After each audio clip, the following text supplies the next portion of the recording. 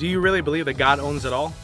That's what we're talking about today. But first, if we haven't met, my name is David Sandu and I'm a financial advisor. And at Brighter Wealth, I help Christians become brighter stewards of God's wealth. So the question today is, do I really believe that God owns it all? And does the answer to that question really shape the framework for how I live my life? A lot of things that we think about from a contentment perspective and a stewardship perspective really drive home that question of, do I really believe that God owns it all?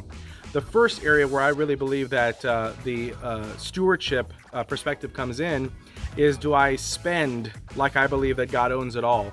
Do I live like I believe God owns it all? Do I give like I believe God owns it all? And do I invest in the way that I believe that God owns it all?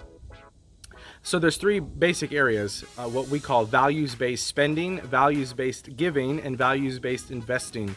So when we look at the question, do I really believe God owns it all? Then the answer to that question will help shape the answer to values-based spending, giving, and investing. So the first question, if I believe God owns it all, then how would He want me to spend the resources, and how would He want me to manage those resources in the way that I live in my lifestyle? The second question, if I believe that God owns it all, and I really believe that, how would He want me to give?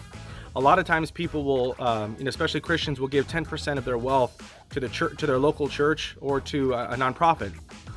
But when we think about, do I really believe God owns it all, we have to also look at the other 90%, because if we really believe He owns not just the 10%, but the 90%, then that will help us frame the answer to spending the 90%.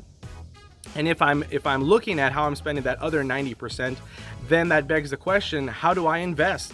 And am I investing to the glory of God? If I really believe He owns it, then does God care about how I invest? And that's where the concept of biblically responsible investing comes in, something that I'm very passionate about.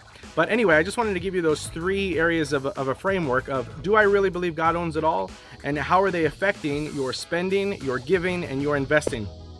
If you enjoyed today's video, then subscribe to the Brighter Wealth channel, and hope to see you on the next one.